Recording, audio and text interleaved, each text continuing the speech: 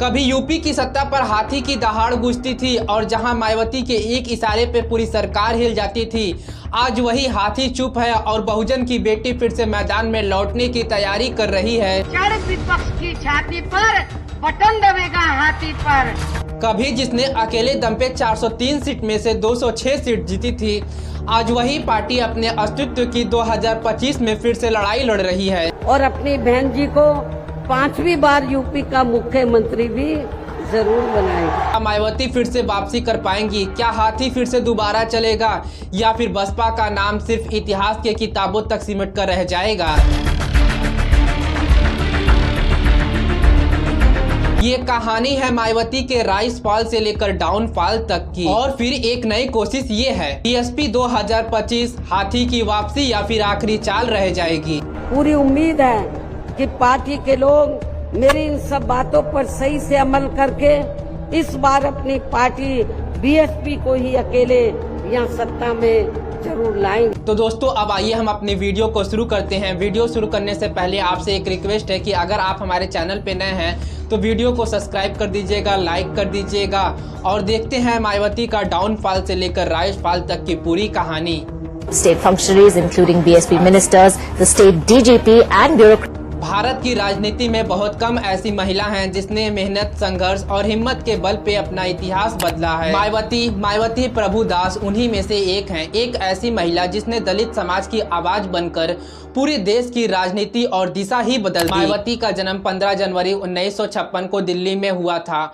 उनके पिता प्रभुदास सरकारी कर्मचारी थे और उनकी माता रामरती देवी सिंपल हाउसवाइफ थी। मायावती का परिवार आर्थिक रूप से संपन्न तो नहीं था, लेकिन उनके पिता की सिर्फ एक ही सोच थी कि शिक्षा ही असली ताकत है। और फिर मायावती दिल्ली यूनिवर्सिटी से बीए की और फिर इसके बाद बीएड की डिग्री भी ले ली और फिर इसके बाद दिल्ली में ही एक स्कूल में टीचर भी बन गईं। पर मायावती का सपना कभी भी टीचर बनना नहीं था। वह हमेशा सोचती थी कि जो दलित के साथ भेदभाव होता है, उस भेदभाव को आखिरकार कौन खत्म करेगा, और यही सवाल उनके मन में हमेशा से चलता रहा है। और 1977 में उनके जिंदगी का सबसे बड़ा मोड़ आया कि उनकी मुलाकात होती है काशीराम जी से, जो दलित के अधिकारों की लड़ाई लड़ने वाले नेता थे। और फिर काशीराम जी ने मायावती के भाषण और उनकी सोच को सुना और फिर कहा, तुम्हारे अंदर मुख्यमंत्री बनने की ताकत है। और यही बात मायावती जी के दिल में उतर गई और इसके बाद उन्होंने शिक्षा का कार्य छोड़ दिया और शिक्षा का कार्य छोड़ने के बाद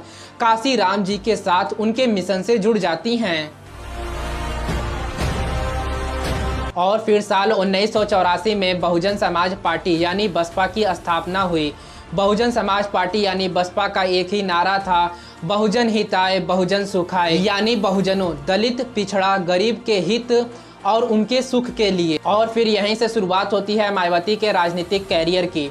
मायावती 1984 में कैराना सीट से अपना पहला चुनाव लड़ती हैं, लेकिन मायावती अपना पहला ही चुनाव हार जाती हैं। लेकिन मायावती उसके बाद भी हार नहीं मानती हैं।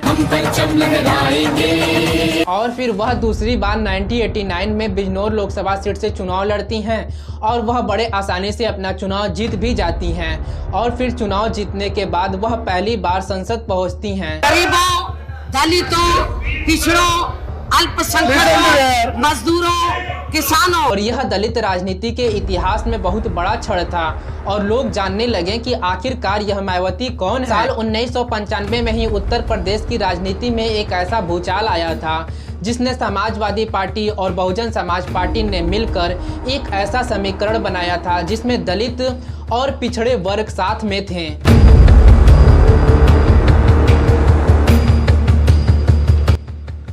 लेकिन फिर अचानक कुछ ऐसा हुआ जिसने पूरे देश को चौंका कर रख दिया और मई 1995 को लखनऊ गेस्ट हाउस कांड ने पूरे इतिहास को ही बदल दिया। समाजवादी पार्टी के कार्यकर्ताओं ने मायावती को घेर लिया और उनके खिलाफ अपमानजनक नारे लगाए और हरकत किए। 2 जून 1995 की घटना को मेरा समाज बिल्कुल नहीं भूल सकता। मेरे पर जानलेवा हमला। पर मायावती डरी नहीं, उन्होंने पुलिस बुलाई और उसी टाइम यह फैसला लिया कि अब सत्ता मुझे चाहिए और मैं लूंगी। और फिर कुछ दिन बाद बीजेपी ने मायावती को समर्थन दिया और फिर 3 जून 1995 को भारत की पहली दलित मुख्यमंत्री बन जाती हैं मायावती। मैं मायावती सत्य निष्ठा से प्रतिज्ञा करती हूँ कि मैं विधि द्वारा स्थापित भारत के संविधान के प्रति सच्ची श्रद्धा और निष्ठा रखूंगी। और पूरा देश हैरान था कि एक दलित लड़की जो कुछ समय पहले एक सरकारी स्कूल की आम सी टीचर हुआ करती थी, आज वह भारत के सबसे बड़े राज्य यानी उत्तर प्रदेश की मुख्यमंत्री बन चुकी थी।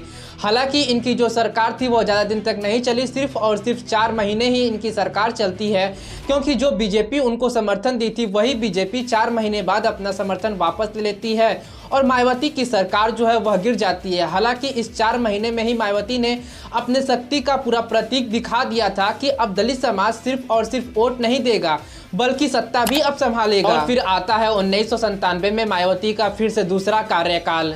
माननीय श्री राम जी ने जो जिम्मेदारी मुझे दी है और उन्होंने जो मुझे अपना उत्तराधिकारी घोषित किया है, मैं उनको विश्वास। और फिर 1997 की राजनीति शतरंज पर एक समझदारी की चाल थी, क्योंकि 1996 के चुनाव में किसी भी पार्टी को पूर्ण बहुमत नहीं मिली थी, इसलिए फिर शुरू होती है सत्ता की सौदेबाजी। बीजेपी उस टाइम सबसे बड़ी पार्टी थी, लेकिन वो भी बिना समर्थन के किसी भी पार्टी के वह अपनी सरकार नहीं बना सकती थी।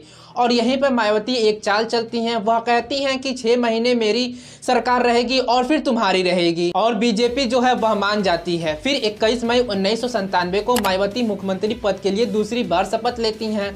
इस बार उन्होंने अपने आप को बहुत ही कड़क प्रशंसक के रूप में पेश किया। उन्होंने कहा कानून सबके लिए एक है, वह चाहे किसी भी जाति का हो, किसी भी धर्म का हो। और उनका राज आते ही अपराधियों पर शिकंजा कसा जाने लगा, अवैध कब्जे पर बुलडोजर चलने लगा, जैसी सख्त कार्रवाई शुरू हो जाती है। और उनकी सरकार में अफसरों को साफ चेतावनी दी जाती है कि अगर किसी भी दलित के साथ भेदभाव होता है तो समझो कुर्सी तो गई। पर कहते हैं ना कि राजनीति के खेल में भरोसा स्थिर नहीं होता है। और फिर 6 महीने पूरे होते ही बीजेपी ने मुख्यमंत्री बदल दिया और दूसरी बार भी मायावती की सरकार गिर जाती है। लेकिन इस बार मायावती हार नहीं मानती हैं। वह सत्ता से तो चली जाती हैं, लेकिन लोगों के दिलों में एक आयरन लेडी की छवि बनाकर जाती हैं। उनके हितों को प्रोटेक्ट नहीं कर सकते। You can ask for a discussion. What more you want? रहने का अधिकार मैं फिर मायावती का तीसरा कार्यकाल शुरू होता है 2002 में डिग्निटी और डिप्लोमेंट का मिश्रण। और फिर साल 2002 में भी वही स्थिति उत्पन्न होती है। किसी भी पार्टी को पूर्ण बहुमत नहीं मिलती है तो बीजेपी और बीएसपी दोनों आपस में गठबंधन करते हैं। और फिर इसके बाद तीसरी बार यानी 3 मई 2002 को मायावती तीसरी बार फिर से उत्तर प्रदेश की मुख्यमंत्री बन जाती हैं। और इस बार उन्होंने राजनीति के साथ साथ विकास और प्रशासनिक कार्य पर भी ध्यान दिया। उन्होंने बुलंदखंड और पूर्वांचल जैसे इलाकों में स्कूल और अस्पताल बनवाने का आदेश दिया और सरकारी दफ्तरों में दलित अफसरों को नेतृत्व देने का मौका भी दिया। उन्होंने भ्रष्टाचार और अपराध के खिलाफ सख्त रूप अपनाया।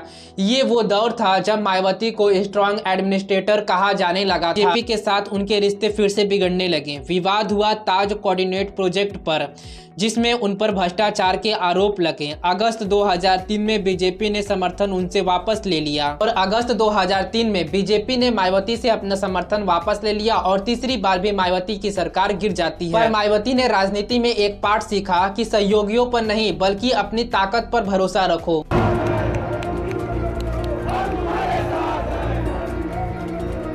और साल 2007 मायावती के लिए यह चुनाव नहीं था बल्कि राजनीतिक क्रांति था। और उन्होंने यहाँ पे एक नई रणनीति अपनाई, सर्वजन समाज पार्टी, यानी सिर्फ दलित नहीं बल्कि ब्राह्मण, पिछड़ा वर्ग और मुसलमानों का भी साथ लेने का योजना बनाई गई। और उस टाइम उनका एक नया नारा उभरा, ब्राह्मण शंख बजाएगा और हाथी बढ़ती जाएगी। ये ब्राह्मण शंख बजाएगा और हाथी जयपुर जाएगा। और उसके बाद जो परिणाम आया ना वह सबको चौंकाने वाला था, क्योंकि उत्तर प्रदेश की राजनीति में 403 विधानसभा सीट है और 403 में से 206 सीट पर विधानसभा में मायावती को पूर्ण बहुमत से जीत मिलती है।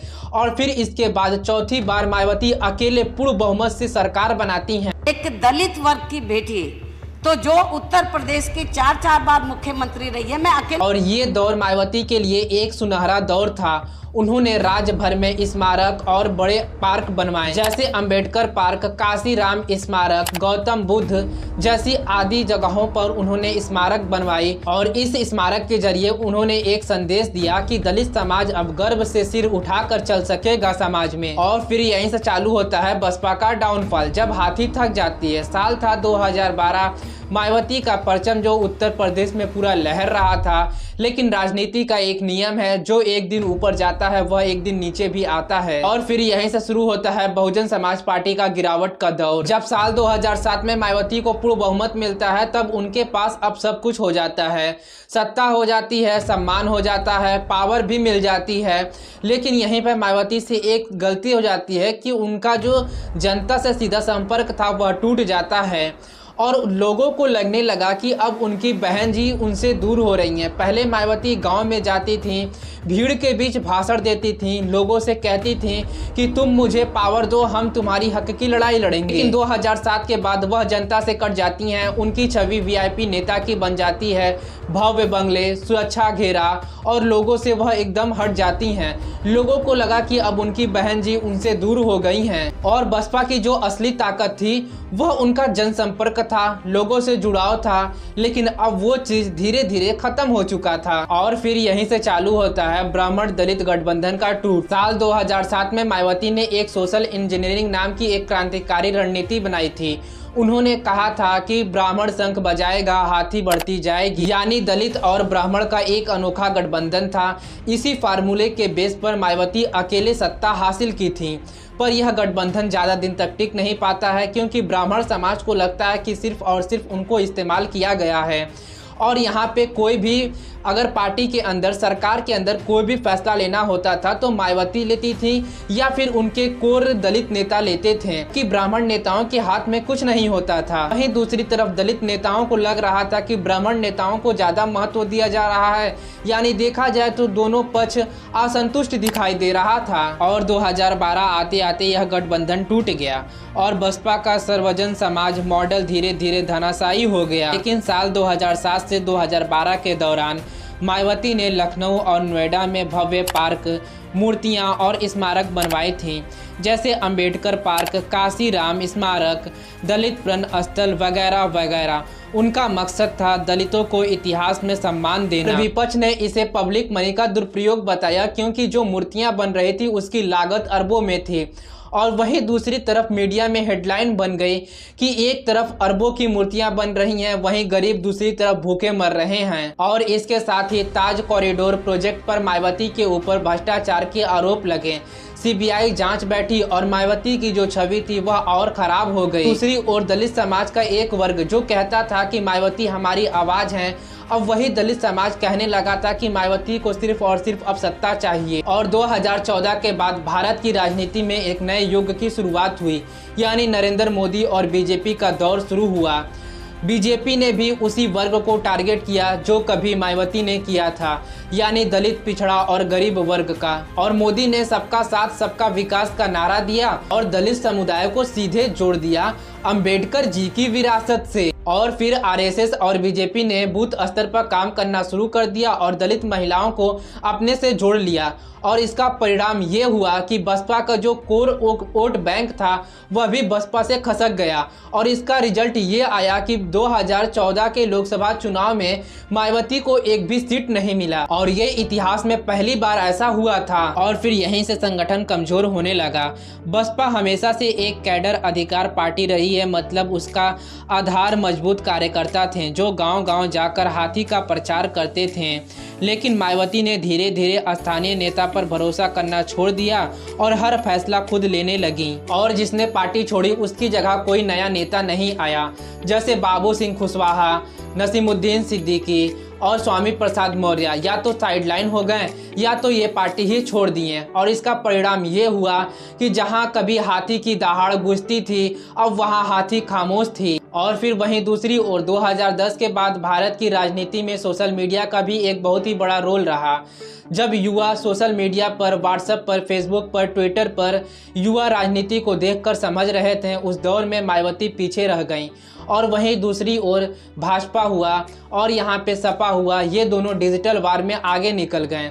और यहाँ पे जो युवा थे वो मायावती को पुरानी सोच की नेता माना, क्योंकि मायावती ना तो इंटरनेट का इस्तेमाल की, ना ही सोशल मीडिया में किसी भी प्लेटफॉर्म का इस्तेमाल की, और इसका असर सीधा वोट बैंक पर पड़ा, क्योंकि युवा वोटर बसपा को पुरानी सोच वाली पार्टी मान लिए थे। और फिर 2019 में मायावती ने अखिलेश के साथ गठबंधन किया। लोगों को लगा कि शायद अब बसपा फिर से खड़ी हो जाएगी, लेकिन यह गठबंधन ज़्यादा दिन तक नहीं टिक पाया। सिर्फ और सिर्फ 6 महीने में ही यह गठबंधन टूट गया और मायावती ने अखिलेश पर अपना भरोसा खो दिया और यह बात कही कि अखिलेश के जितने भी वोटर थे वह बसपा में ट्रांसफर नहीं हो पाए हैं। और 2022 के विधानसभा चुनाव में मानो कि एकदम हाथी शांति पड़ गई हो।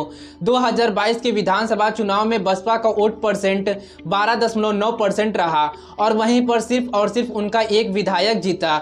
यह इतिहास में सबसे बड़ी हार थी बसपा की। और कभी जो पार्टी राजनीति की धुरंधर बताई जाती थी, आज वो राजनीति के नक्शे में बड़ा मुश्किल से दिखाई देती है। और मायावती अभी भी हार नहीं मानी है। वह कहती हैं कि बसपा सिर्फ पार्टी नहीं है, वह एक आंदोलन है। बीएसपी की डाउनफॉल सिर्फ वोट की हार नहीं है, बल्कि उस आंदोलन की थकावट है जो काशीराम और मायावती ने मिलकर शुरू किया था। वो आंदोलन जिसने दलितों को पहचान दिलाई और सम्मान दिलाई और कुर्सी दिलाई, आज वही आंदोलन संगठनहीन हो गया है, रणनीतिक गलियों में कमजोर हो गया है। पर एक बात अभी भी मैं ये कहूँगा कि मायावती रणनीति में तो हार सकती हैं, पर इतिहास में कभी नहीं हारेंगी, क्योंकि उन्होंने भारत के लोकतंत्र में एक ऐसा अध्याय लिखा है जहां पे एक दलित बेटी 4 बार मुख्यमंत्री बनी है और यह बात हमेशा सुनाई देगी। आज भले ही हाथी थक गई है पर झुकी नहीं है। और आज 2025 में मायावती फिर से कमबैक कर रही हैं। क्या उनका डाउनफॉल खत्म हो पाएगा? क्या उनका राइज फॉल आ पाएगा? क्या मायावती फिर से अपना संगठन उतना ही मजबूत कर पाएंगी जितना 2007 में मजबूत कर पाई थी? आपको क्या लगता है? आप हमें कमेंट करके जरूर बताइए। और 2027 के राजनीति में क्या एक भूचाल मचाने वाली है मायावती? आप हमें कमेंट करके जरूर बताइएगा। मिलते हैं आपसे नेक्स्ट वीडियो में।